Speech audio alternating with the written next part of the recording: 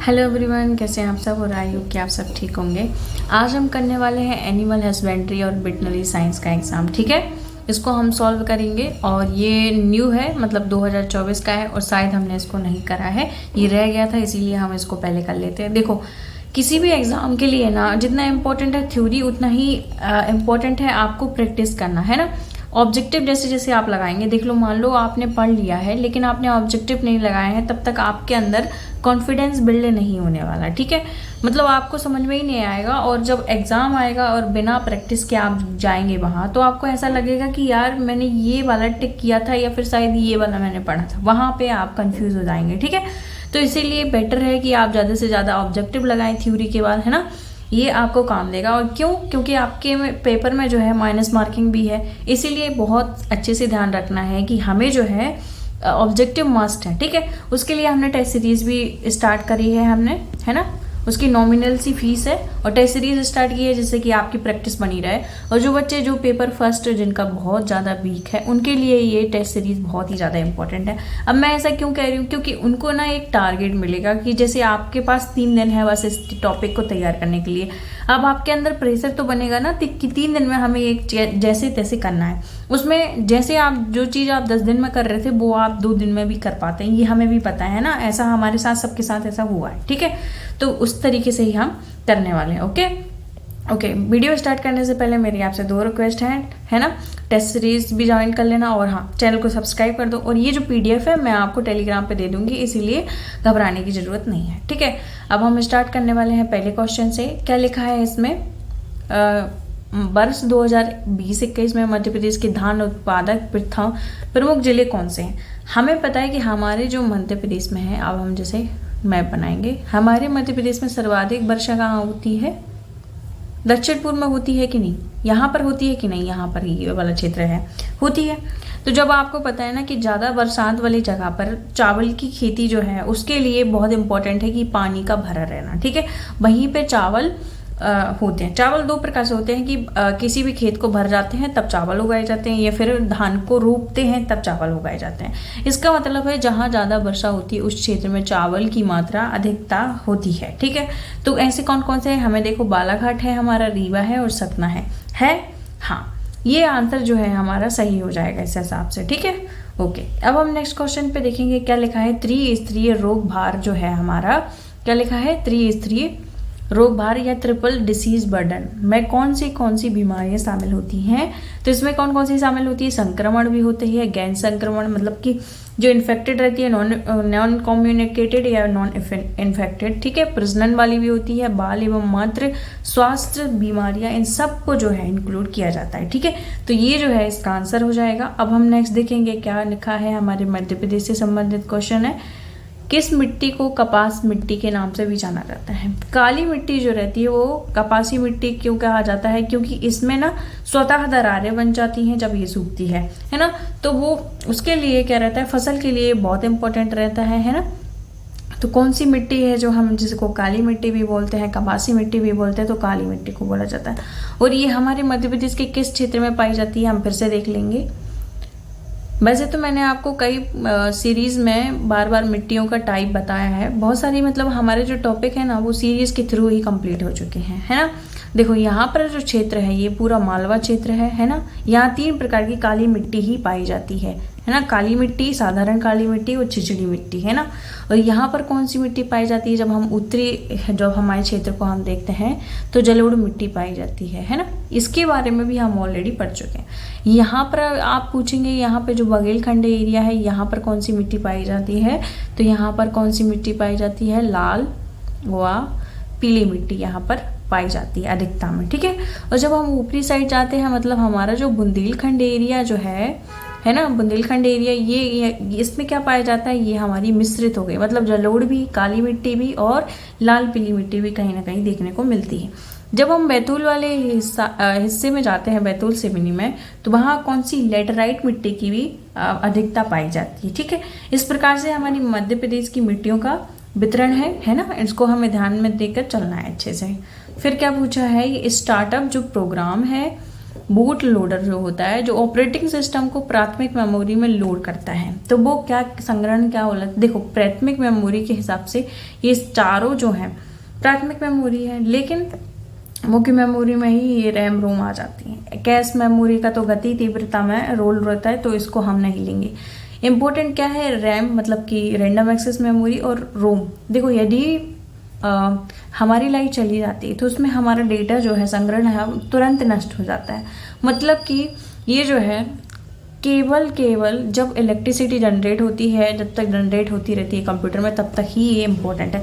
But रोम में जब आप किसी भी चीज़ को लोड करते हैं, है ना, लाइट चले जाने के बाद या इलेक्ट्रिसिटी किसी कंप्यूटर में नहीं मिलती, उसके बाद भी ये चीज़ काम करती रहती है। तो क्या इम्पोर्टेंट है, कहाँ संग्रहित होगा, रूम में, रीड ओनली मेमोरी, ठीक है। ओके मतलब आप इससे कोई छेड़ाछाड़ी नहीं कर सकते, आप उसमें कुछ भी इंसर्ट नहीं कर सकते, काफ़ी बस यही है कि आप उसको बस पढ़ सकते हो, ठीक है। ये हमने कर लिया। 5th क्वेश्चन पे हम देखेंगे क्या लिखा है। मूर्ति क्या है, देखो जैसे हमने सुरेती पढ़ा था ना बुंदेलखंड का सुरेती, ऐसे ही मूर्ति है। मूर्ति क्या है, लोक चित्र है, भित्ति चित्रांकन है। अब आपको क्या इससे, देखो हमने सुरेती भी देखा था और एक और था हमारे MCQ में भी आया था, तो सुरेती, मूर्ति और बहुत सारी चीज़ें हैं, संजा, मुँह पे, मामूलिया। वो आजकल क्या करने लगे, या तो त्योहारों में महीना पूछने लगे कि भाई ये जो हिंदू महीना के अकॉर्डिंग कौन सा आएगा, है ना, या मूर्ति क्या है, या फिर कोई भी गीत दे देंगे, बोल देंगे ये नाट्य है, गीत है कि क्या है ना। तो इस प्रकार से ये मूर्ति दिया उन्होंने, क्या है, एक लोक चित्र है, भित्ति चित्रांकन है। किस क्षेत्र में होता है, ये हमारे मेनली बुंदेलखंड में होता है, ठीक है। इस प्रकार से हमें याद करके चलना है। अब सिंचाई परियोजनाओं पे टॉपिक आ गया। शायद मैंने आपको सिंचाई परियोजनाएं पढ़ाई तो नहीं है, लेकिन आपने यदि MCQ की सीरीज पूरी देखी होगी तो कहीं ना कहीं मैंने एक हद तक सभी समझा दी है, ठीक है। अब इसमें क्या लिखा है, सिंचाई परियोजना के संबंध में निम्नलिखित में से कौन सा कथन सत्य है, ठीक है। उर्मिल जो परियोजना है मध्य प्रदेश और पंजाब, पंजाब कहाँ से आ गया भैया, है ना, पंजाब बिल्कुल नहीं आएगा। क्या हो जाएगा, पंजाब तो कहीं से नहीं आता, तो पंजाब इसका कोई भी आंसर नहीं होगा। अब जब हम राजघाट परियोजना के बारे में देखेंगे तो मध्य प्रदेश और राजस्थान बोल दिया उसने, राजस्थान नहीं है, इसकी जगह क्या आना चाहिए, यूपी आना चाहिए। तो ये क्वेश्चन भी हमारा क्या हो जाता है, गलत हो जाता है। अब क्या लिखा है, हरसी परियोजना पार्वती नदी पर स्थित है। क्या हमने इससे रिलेटेड पहले भी क्वेश्चन नहीं देखा, क्या देखा है, बिल्कुल। हरसी परियोजना जो है पार्वती नदी पर अवस्थित है, ये हमने पढ़ा है, शायद पिछले ही MCQ में भी देखा है हमने ये क्वेश्चन। कहाँ पर पाई जाती है ये जो परियोजना है, ये ग्वालियर में अवस्थित है, ठीक है। फिर क्या लिखा है, बाढ़ सागर जो परियोजना है मध्य प्रदेश और गुजरात की, गुजरात की कहाँ से हो गई, हमने देखा था यूपी प्लस बिहार की जो है संयुक्त परियोजना है, ठीक है। इस प्रकार से हमने ये पढ़ा हुआ था। अब क्या पूछ रहा है, सेकंड क्वेश्चन क्या है कि जो भारतीय मानक समय रेखा है वो कितने पे जाती है, 82 डिग्री और 38 सेंटीग्रेड, ठीक है। मध्य प्रदेश के कौन से जिले से निकलती है, तो हमें पता है सिंगरौली से निकलती है। ओवरऑल कहाँ से निकलती है, यूपी में एक मिर्जापुर होगा या फिर कहीं कहीं नैनीताल लिखा होता है, तो वहाँ से ये निकलती है, ठीक है। ओके, और हमारे मध्य प्रदेश में कहाँ से, सिंगरौली से निकलती है, केवल यही जिला है। अब परिव्राजक जो वंश है, इसका मैंने MCQ भी अपने टेलीग्राम पे खूब भर भर के दिया है, ठीक है। यहाँ पे पूछा है परिव्राजक जो वंश किस जगह से संबंधित है। पहली बात तो परिव्राजक वंश कहाँ से संबंधित है, कहाँ पर अवस्थित है, पन्ना और छतरपुर में। अब जब जैसे ही मैंने इन जिलों का नाम लिया, मतलब पन्ना और छतरपुर, तो वहाँ कहाँ पर होंगे, हमें पता है बुंदेलखंड एरिया में ये चीज़ आती है। ये जिले कहाँ आते हैं, बुंदेलखंड में। तो क्या हो जाएगा कि परिव्राजक जो वंश है वो कहाँ पर अवस्थित हो जाएंगे, बुंदेलखंड में, ठीक है। ओके, हमारा ये क्वेश्चन हो गया। अब हम चलते हैं नेक्स्ट क्वेश्चन पे, क्या है क्वेश्चन 9। देखो जितने भी योजनाओं से संबंधित इसमें क्वेश्चन होंगे वो सारे हमने कर लिए हैं ऑलरेडी। अब देखें, आहार अनुदान योजना के संबंध में कौन सा कथन जो है असत्य है। जब हमने योजनाओं के बारे में चैप्टर वाइज चैप्टर पढ़ा था, तो योजनाओं में हमने देखा था आहार अनुदान जो योजना है कौन से सन में आई है, 2017 में, ठीक है। किसके लिए है, ये महिलाओं के लिए है। और किन के लिए है, महिलाओं के कुपोषण को दूर करने के लिए है, ठीक है। फिर हमने क्या देखा था, हमने देखा था विशेष पिछड़ी जनजाति वाली महिलाओं के लिए है। विशेष पिछड़ी जनजाति मतलब कि पर्टिकुलर वनरेबल ट्राइब्स जो होती हैं, मतलब कौन, मतलब बैगा, भारिया और सहरिया, है ना। ये 3 जनजाति जो है विशेष पिछड़ी जनजाति है हमारे मध्य प्रदेश में। अब हमें यही देखना है कि क्या क्या चीज़ें इसमें हैं और क्या नहीं है, ठीक है। अब क्या लिखा है, विशेष पिछड़ी जनजाति परिवार की महिलाओं के लिए है, बिल्कुल हाँ। कितना पैसा मिलता है इस योजना में, कुछ इंपॉर्टेंट फैक्ट भी हमें मिल गए कि 1500 रुपये मिलते हैं। अनुदान योजना पिछड़ी जनजाति की महिलाओं से संबंधित है, बिल्कुल हाँ। ये 15 जिलों में लागू है, बिल्कुल ठीक है। आहार अनुदान योजना अन्य पिछड़े वर्ग से संबंधित है। अन्य पिछड़ा वर्ग मतलब क्या होता है, ओबीसी। क्या ये ओबीसी के लिए है? नहीं, बिल्कुल नहीं, ऐसा कुछ नहीं दिया उसमें, है ना। ये क्वेश्चन गलत हो जाएगा। अब पद्मश्री जो भूरी बाई हैं किस जनजाति से संबंधित है, ये क्वेश्चन दिया हुआ है, ठीक है। पहली बात तो जो पद्मश्री अवार्ड मिला था भूरी बाई को, वो कब मिला था, 2021 में मिला हुआ था, ठीक है। और फिर कहाँ पर है ये, कहाँ से संबंधित रखती, जैसे ही हम इनका झाबुआ जिला सुनते हैं वैसे ही हमें क्लिक करता है कि ये अब कहाँ से होंगी, किस जनजाति से होंगी, भील जनजाति से। अब किस चीज़ में ये फेमस हुई थी, चित्रकला से संबंधित है। और चित्रकला कौन सी करती थी, भील जनजाति में। कौन सी चित्रकला फेमस है, पिथौरा, है ना। पिथौरा चित्रकला जो है बहुत ही ज़्यादा फेमस है, उसी से ये संबंधित है, ठीक है। इससे कहता है, इससे यह होता है कि हमारा एक ही फैक्ट से 3 से 4 जो फैक्ट है तैयार हो जाते हैं। निम्नलिखित में से कौन सा सिस्टम सॉफ्टवेयर, सिस्टम सॉफ्टवेयर क्या होता है, जो कि सॉफ्टवेयर और हार्डवेयर दोनों को कंट्रोल करता है ना, दोनों को मिक्स करके बनाया जाता है। तो क्या आ जाएगा, लिनक्स, यूनिक्स और विंडोज़, ये सब जो है सिस्टम सॉफ्टवेयर के एग्जाम्पल हैं। शायद यूनिक्स या लाइनक्स जो है अभी 2025 का क्वेश्चन था कि क्या है, ग्राफ यूज़र है, मल्टी यूज़र है ना, ये मल्टी यूज़र भी होते हैं।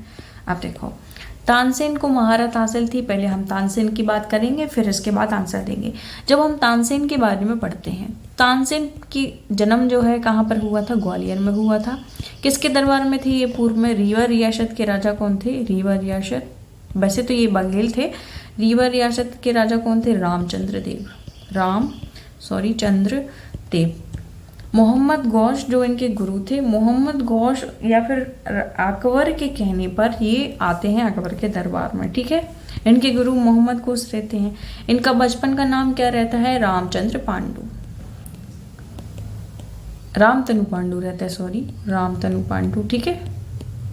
इसके बाद क्या है कि अकबर या फिर मोहम्मद गौस के प्रभाव में ये अपना मुस्लिम धर्म एक्सेप्ट कर लेते हैं और नाम क्या देते हैं, आता खां या अता अली, ठीक है। इस प्रकार से ये अपना खुद का नाम रखते हैं। इनकी कब्र कहाँ पर है, ग्वालियर में है। ग्वालियर में मोहम्मद गौस के किनारे है, ठीक है। और इन्होंने क्या करा था, ध्रुपद जो गायन है उसमें ये महारत हासिल थी इनको।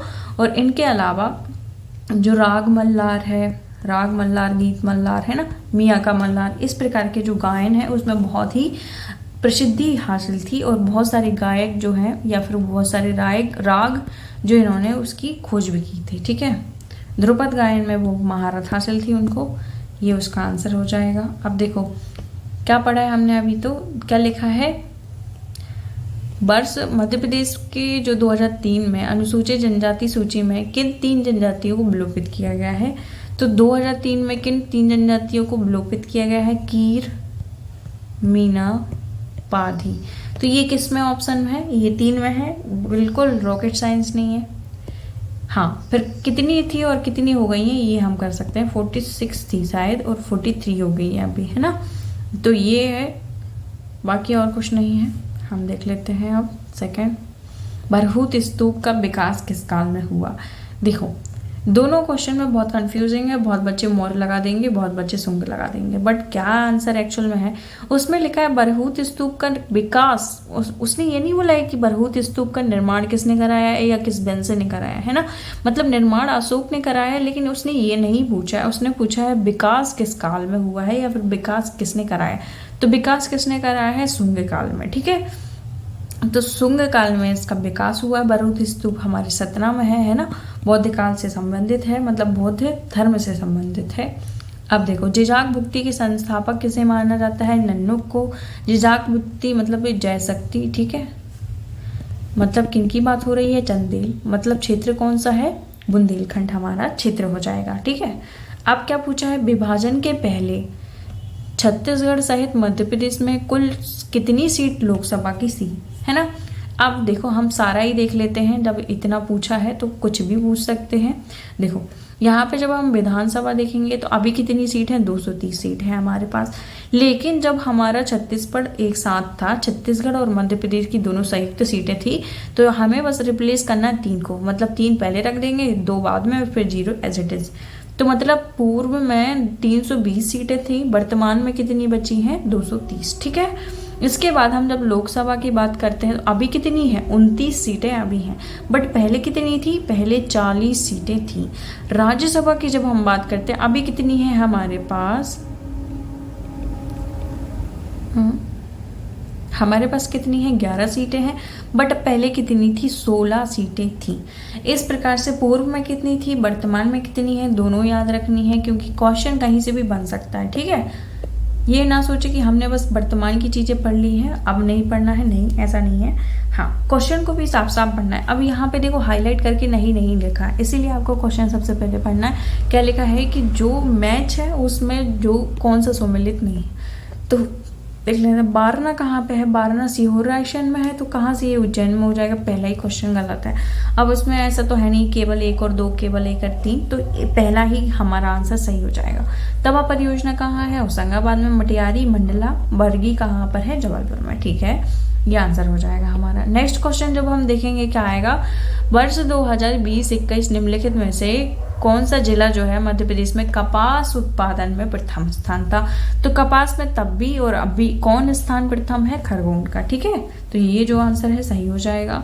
अब हम पढ़ते हैं सतपुड़ा ताप विद्युत परियोजना के संबंध में, सतपुड़ा ताप विद्युत परियोजना के संबंध में जब हम पढ़ेंगे तो क्या यह मध्य प्रदेश और छत्तीसगढ़ की संयुक्त परियोजना है, कैसा है, नहीं, हमने तो ऐसा कुछ नहीं पढ़ा, वरना हम पढ़ते तो सीधा बोलते ना बैतूल में अवस्थित है, नहीं है ये छत्तीसगढ़ की संयुक्त परियोजना। तो यही क्वेश्चन जो है गलत हो जाएगा, है ना। अब फिर क्या लिखा है इसके बारे में, इस संयंत्र में कोयला पाथाखेड़ा से प्राप्त होता है, जी हाँ। जलापूर्ति तवा से होती है, बिल्कुल हाँ। ये अमेरिका के सहयोग से बनाया गया था। एक नया फैक्ट जो इसमें जुड़ता है ये, ठीक है, आप नोट डाउन कर लेना इसको। ओके, अब हम क्या देखेंगे भाई, 20 क्वेश्चन देखेंगे। यह आ गया हमारा, किस प्रकार के क्लाउड में, क्लाउड का मतलब हमने आपको बताया था स्टोरेज क्षमता है, सेवा स्तर समझौते। अब क्या लिखा है, SLA, और फिर क्या लिखा है, सेवा स्तर समझौता। शायद इसका है सर्विस लेवल, और ए से आएगा शायद, अब मैं बताऊंगी, है ना। जिन्होंने उपयोगकर्ता और सेवा प्रदाता के बीच के समझौते के रूप में परिवर्तित किया, सबसे कमजोर, एक लाइन बस पकड़ लेना, सबसे कमजोर बोला है उन्होंने।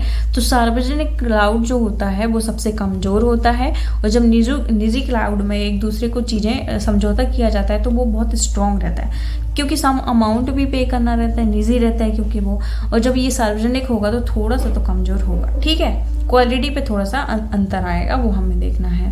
अब क्या लिखा है, विकसित मध्य प्रदेश 2047 में कृषि को किस रूप में स्थापित करने का लक्ष्य किया गया है। तो देखो, केवल निर्यात के रूप में हम करेंगे तो हमारे भारत में कुछ नहीं बचेगा। फिर शहरी कृषि पर केंद्रित करेंगे, क्यों, गांव में का कुछ नहीं है, नहीं ऐसा कुछ नहीं है। केवल पारंपरिक विधियां, बिल्कुल नहीं। ये जो आंसर है ये बिल्कुल सही उपयुक्त बैठता है। कुछ तो ऐसे क्वेश्चन होंगे जिसमें हम खुद भी ऐसा सोचेंगे समझेंगे तो आंसर निकल आएगा, मतलब स्थायी, लचीला और आर्थिक रूप से व्यवहार क्षेत्र। ठीक है, ओके। अब हम क्या देखेंगे, न्यूरल नेटवर्क में है जिसमें बहुत सारी परतें छुपी रहती हैं। बस आप यदि आपने कंप्यूटर पढ़ा होगा, बस आप कुछ लाइन पढ़ो और समझ जाओगे। सुपरवाइज्ड, अनसुपरवाइज्ड रीइंफोर्समेंट्स किसका टाइप था, मशीन लर्निंग का, हमने देख लिया। डीप जो लर्निंग है उसमें इनपुट और आउटपुट की लेयर बनी रहती हैं जो कि कई परतों में होती हैं। तो हमारा क्या आंसर आ जाएगा यहाँ पर, जो डीप लर्निंग नेटवर्क है वो हमारा आंसर आ जाएगा। ठीक है, अब हम देखेंगे नेक्स्ट क्वेश्चन को, क्या लोहे के कृषि उपकरण, लोहा ही पकड़ लो यार बस। सजावटी शिल्पकारियाँ मुख्य रूप से कौन सी जनजाति है, हमें पता है गोंड की जब हमने उप जनजाति पढ़ी थी, कौन सी, अगरिया जनजाति। लोह के उत्पादन, लोह के कृषि उपकरण, लोह का सजावट जो भी है सब कुछ कौन करता है, अगरिया जनजाति। तो क्या आंसर हो जाएगा हमारा, अगरिया जनजाति आंसर हो जाएगा। ठीक है, हमने कर लिया। अब हम 24 पे चलेंगे। मध्य प्रदेश के निम्नलिखित भूतपूर्व मुख्यमंत्रियों में किसका जन्म राजस्थान जिले के नागौर जिले से हुआ था? तो मोतीलाल जो वोहरा जी हैं, इनका जन्म राजस्थान के नागौर जिले से हुआ था। ठीक है, साफ पूछ रहा है, इसीलिए हमें क्या करना है, सिर्फ ये नहीं पढ़ना है कि मुख्यमंत्री ये थे उनके बारे में। जब आप पढ़ो ना तो थोड़ा सा ध्यान में रख के चलना कि ये जो राज्यपाल है या ये जो मुख्यमंत्री हैं वो कहाँ से हैं। अब क्या लिखा है, कप्तान जो अवधेश प्रताप सिंह किस रियासत से संबंधित थे? तो हमें पता है रीवा रियासत से संबंधित थे। ठीक है, फिर करंट अफेयर का क्वेश्चन आ गया, मोंटेनीग्रो के पेट्रोबार्ग में आयोजित की गई विश्व जूनियर शतरंज चैंपियनशिप 2025 में किसने स्वर्ण पदक जीता? तो GM प्रवण वेंकटेश ने जीता है। ठीक है, इसमें कोई रॉकेट साइंस नहीं है, समझाने की चीजें भी नहीं है। फिर जैसलमेर के पत्थरों से बना पहला डिजिटल संग्रहालय, ये भी करंट अफेयर है, कहाँ पर है? पुणे महाराष्ट्र में। ठीक है, 28वां क्वेश्चन देखेंगे। देखो, इस प्रकार के क्वेश्चन बहुत ज्यादा पूछ रहा है आयोग कि ये जो हिंदी वाले महीना है, हमारे हिंदू धर्म के महीना है, तो ये बहुत पूछता है भाई। उसमें अब लिखा है संजा कब मनाया जाता है? संजा मुँह पे हमें पता है, हमने मामूली और संजा मुँह पे दोनों देखे थे। कुंवारी जनजाति, कुंवारी महिलाओं द्वारा ये उत्सव जो है मनाया जाता है मालवा अंचल में। पहले तो 2 क्वेश्चन यहाँ पर ही निकल गए कि मालवा अंचल में ये संजा मुँह त्योहार मनाया जाता है। अब उसमें पूछा है कि कब, तो भादो पूर्णिमा से अश्विन माह की अमावस्या तक। देखो, ये आपको ये याद करने पड़ेंगे, मेरे को खुद ही ये महीना बहुत कम ही याद होते हैं, मंथ। ठीक है, तो ये तो आपको याद करना पड़ेगा। ठीक है, फिर पेनकड़ा क्या है भाई? ये गोंड का गोत्र पूजा स्थल है। ठीक है, गोंड जनजाति का गोंड पूजा स्थल है। देखो, कुछ ऐसे क्वेश्चन आएंगे जो हम बुक पढ़ रहे हैं उससे भी नहीं होंगे, है ना, उसमें भी नहीं होंगे, कुछ ना कुछ वो न्यू दे देता है। आउट ऑफ बहुत ज़्यादा सिलेबस है। ठीक है, आउट ऑफ सिलेबस इसको नहीं कह सकते क्योंकि उसने जनजाति तो दे ही दी है। अब हमारी जो पर्टिकुलर बुक है वो कितनी बड़ी मोटी बनाएंगे, है ना, तो कुछ ही चीज़ें उसमें आएंगी, सभी नहीं आ सकता। कभी कभी ये क्या करते हैं, बहुत ही अजीब सी चीज़ें पूछ लेते हैं, तो वो बनना संभव नहीं हो पाता, उसमें बस तुक्का ही लगता है। फिर क्या लिखा है, महाकवि केशवदास। हमने साहित्यकारों के बारे में पढ़ लिया था ना, आप कह रहे थे जब साहित्यकार सिलेबस में है ही नहीं तो कैसे आ सकता है। अब किसी राजाओं के दरबार में जब लोग रहेंगे तो उनके बारे में नहीं आएगा क्या? तो इसी प्रकार से आ जाएंगे। देखो, महाकवि केशवदास आ गए, इनका संबंध कहाँ से? ओरछा से, है ना। कठिन काव्य का प्रेत भी इन्हीं को कहते हैं, कवि प्रिया, रसिक प्रिया, इनकी कुछ रचनाएं हैं महत्वपूर्ण। ठीक है, अब क्या लिखा है कि कालिदास कृत जो कुमार संभवम है किस देवता को समर्पित है? देख रहे हो, अभी तक बस हम इनकी रचनाओं को पढ़ रहे थे कि कौन महाकाव्य है, कौन खंड काव्य है। अब उसके डीप भी ये पूछने लगे हैं कि जो कुमार संभवम है किस देवता को समर्पित है? तो कि किस देवता को है? शिव और पार्वती। ठीक है, ओके। अब हम नेक्स्ट देखेंगे 32 क्वेश्चन। हम जब जाएंगे तो क्या लिखा है, मुख्यमंत्री किसान कल्याण योजना। इसको मैंने बहुत अच्छे से समझाया था और कम से कम मैंने 5 से 6 लेक्चर लिए हैं पूरी योजनाओं को कंप्लीट कराने के लिए।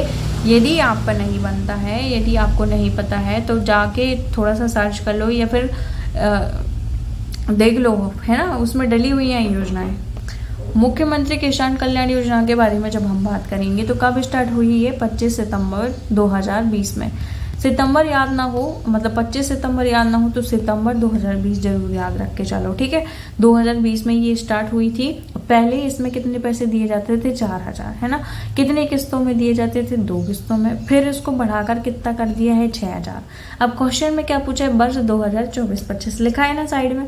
कुल मिला के वो ये नहीं पूछा कि प्रारंभिक में कितना दिया जाता था, अब पूछा है वर्तमान में, मतलब 6000 दिए जाते हैं और कितने किस्तों में? 2 किस्तों में। ठीक है, ये जो हमारा आंसर हो जाएगा सही। शिक्षित बेरोजगार जनजातीय युवाओं के लिए तकनीकी और व्यावसायिक दक्षता संवर्धन हेतु संस्था है। शिक्षित बेरोजगार कौन हुए? हम। ठीक है, हम ही हुए। शिक्षित बेरोजगार जनजातीय युवाओं के लिए तकनीक और व्यवसाय दक्षता संवर्धन हेतु कौन सा ऐप है? सैड मैप ऐप है। अब हम इसको लिख देते हैं sad map app, sad map. ठीक है, अब इसका क्या फुल फॉर्म है? शायद इसका है स्टेट एम्प्लॉयमेंट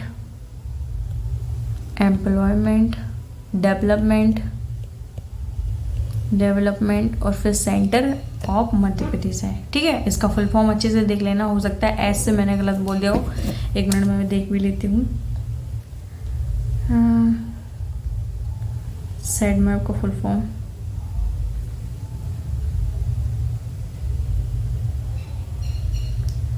कुछ भी आ रहा है पूरा सर्च करना पड़ेगा, आप ऐसे थोड़ा सा देख लेना, ठीक है।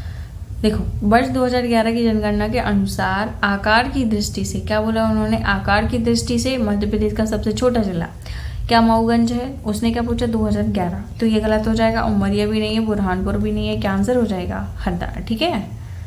अब क्या लिखा है, एक नागरिक संहिता, राष्ट्रीय अनुसूचित जनजाति आयोग को थोड़ा और डीप पूछ लिया हमने, जितना पढ़ा वो तब तो ठीक है। और जो नागरिक न्यायालय के रूप में कार्य करने का अधिकार किसमें दिया गया है, तो धारा किसमें दिया गया है, राष्ट्रीय पूछा है ना उसमें। अभी तो हमारे सिलेबस में राष्ट्रीय हट चुका है, राज्य वाले बस आएंगे। तो ये जो आंसर है अभी के लिए ठीक है, बाकी आपको नहीं पढ़ना है, ठीक है। 73वां जो संविधान संशोधन है, पीसा एक्ट हमने पढ़ लिया है ना। 73वें संविधान संशोधन अधिनियम के अधीन मध्यवर्ती स्तर पर पंचायतें कुछ राज्यों में नहीं गठित की जाती हैं। देखो, कहीं कहीं राज्यों में क्या है कि राज्यों में बस 2 स्तर की पंचायत हैं, कहीं कहीं 3 स्तर की पंचायत, कहीं कहीं 4 स्तर की पंचायत। क्यों ऐसा होता है, जब जनसंख्या ज़्यादा होती है तो उनको लेवल ज़्यादा बनाने पड़ते हैं।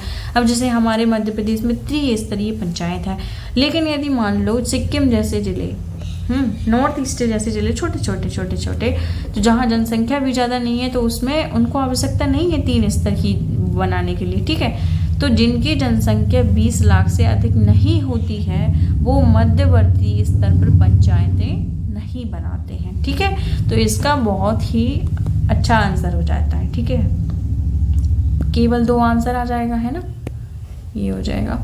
अब गबली घाट कहाँ पर है, महेश्वर में है, ये आंसर हो जाएगा। घाटों के बारे में भी थोड़ा सा देख लेना। एसडीजी की जो रिपोर्ट है वो कौन प्रकाशित करता है, नीति आयोग करता है। कहाँ गया, ये रहा, है ना, ओके। एसडीजी का वीडियो हमने बना दिया है, पीडीएफ भी दे रखी है, तो अच्छे से पढ़ लेना उसको, क्योंकि उससे एक क्वेश्चन आएगा ही, है ना, ओके। 2011 की जनगणना के अनुसार आकार की दृष्टि से मध्य प्रदेश का देश में कौन सा स्थान है। आकार का पूछा है उन्होंने, ये नहीं पूछा है कि जनसंख्या की दृष्टि से कितना है ना।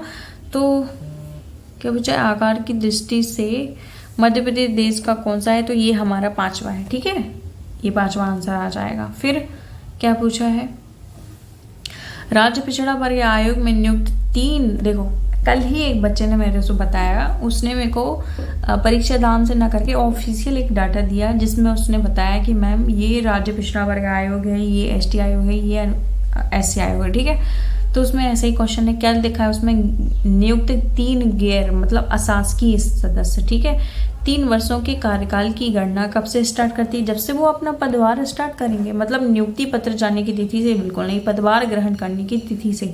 जैसे ही पदभार अपनी वो सीट जो है बैठेंगे, उसी तिथि से ये जो है स्टार्ट हो जाएगा इनका कार्यकाल, ठीक है।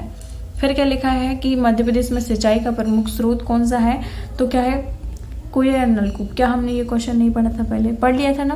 कितने, कम से कम 67 से 70% हमारे कुएं और नलकूप हमारे मध्य प्रदेश में है। फिर नहरें हैं, फिर तालाब है, फिर देन अन्य स्रोत है, ठीक है। ये हमारा आंसर हो जाएगा। क्या पूछा है, मध्य प्रदेश में अपना सकल राज्य घरेलू उत्पाद जीडीपी कब दुगना होने का लक्ष्य। हम क्या पढ़ रहे हैं, 2024 का, है ना, 2024-25 का हमें बजट पढ़ना, अभी 25 का नहीं, 2024-25। उसमें लिखा है दुगना करने का लक्ष्य कितना है, तो 2028 और 29 को, है ना, सन 2028-29 को मध्य प्रदेश सरकार ने अपना जो सकल घरेलू उत्पाद है ना, जीडीपी जो है उसको दोगुना करने का लक्ष्य रखा है।